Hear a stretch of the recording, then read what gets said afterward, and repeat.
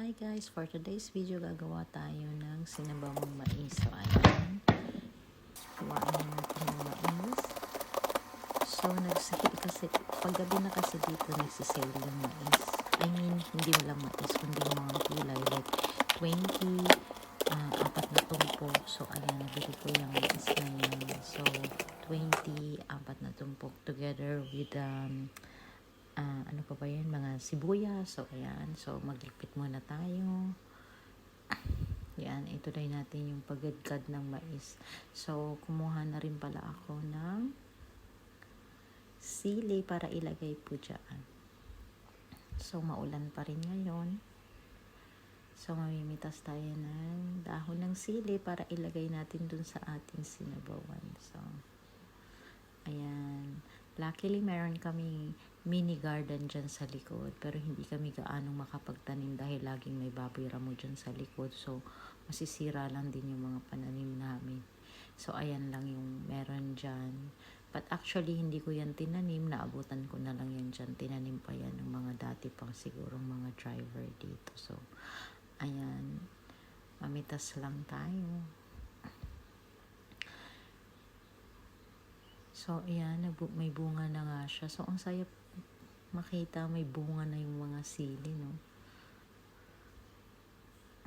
Ayun pa yung isa is medyo matanda na. So kinuha ko na lang yung mga bata pa, mga young leaves. So ayan yung kalamansi na hindi ko rin tinanim, but itong sibuyas, daon na sibuyas yan, ako yan nagtanim, at saka yung peppermint. So kunin natin din yung sibuyas. So kukunin din natin itong sibuyas dahil matagal na yun siya dyan eh. Naputulan ko na yan, then tumubo siya ulit. So ayan pa yung isang sili na tinanim nila. So mas maraming bunga yata ito, pero green pa siya, so hindi pa natin pipitasin. So ayan ang aming mini garden dyan sa likod. But minsan nakakatakot baka may ahas. So ayan, balik na tayo sa loob. So ayan na, meron tayong chicken. So yung chicken is hatiin. So nagayat lang tayo dyan ng sibuyas. So grabe yung sibuyas, nakakaiyak po siya guys. Talagang dami kong luha, para ako na heartbroken. Super. So ayan, balatan lang natin siya.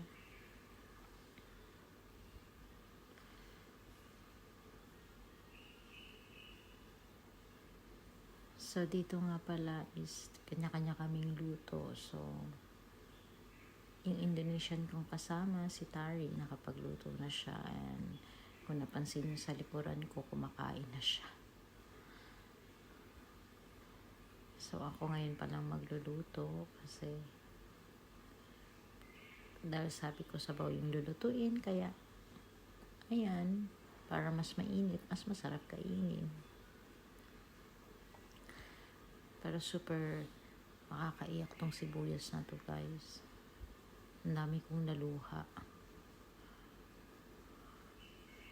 hindi nyo lang nakikita, pero daming iyak. So ayan, yung ginger, balatan na rin natin. So gusto ko kasi nung may ginger, mas masarap yung lasa niya. I don't know, or dahil may sore throat ako today, so mas gusto ko yung may ginger. So ayan, punas na ako ng luha kasi napakarami kong luha guys, nakakaiyak. So ayan, fast forward na lang natin, nahiwa na yung chicken, gugupitin. O ayan si Tari sa likod ko.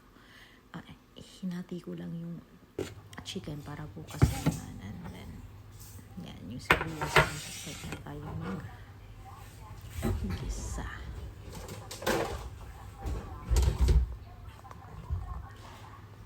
So ayan, set up na natin. Ayun, parang maging order. So lumabasan kami ngayon mga napamitas sa akin ng sili.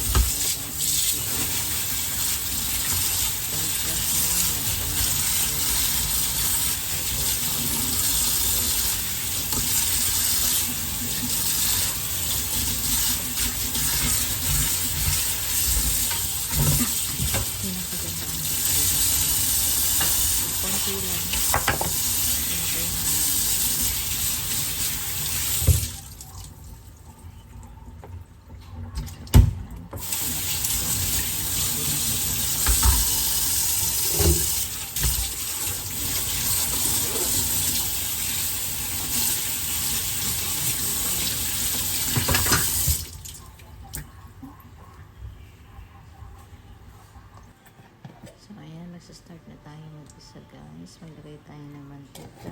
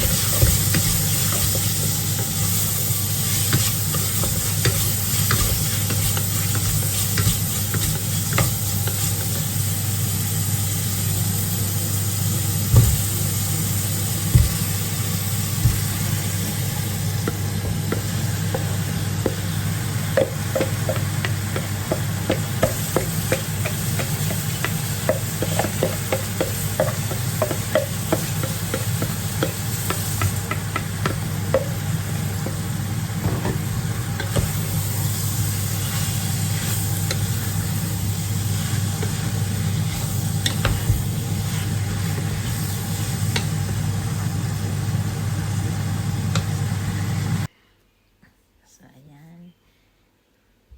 Isahin pa natin. So, nilagyan ko na siya ng tubig. So, mga 4 cups siguro yung tubig na nilagay ko. So, ayan, maglinis muna tayo habang inaantay natin na kumulo siya kasi mabilis lang siyang kumulo. And by the way, gumawa pala ako ng slurry, yung cornstarch, and then sa tubig, ayan, kung nakita nyo, dinadagan ko siya ng konting salt kasi tinikman ko siya, matabang ko siya talaga, and then kinuha ko yung mga bula-bula. So, ayan na yung slurry na ginawa ko. So, ilagay na natin siya kasi ilang minutes, mga 10 minutes na rin siyang kumulo. So, ayan.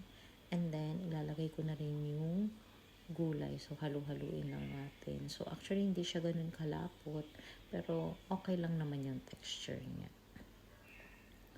And then, by the way, hindi kasi kami nag-rice. So, pwede rin naman siyang, kung gusto nyo mag-rice, isabaw nyo siya sa rice. So, since every weekend, weekdays, hindi kami nag-rice. So, weekend lang kami nag-rice. So, para pang diet na rin, char!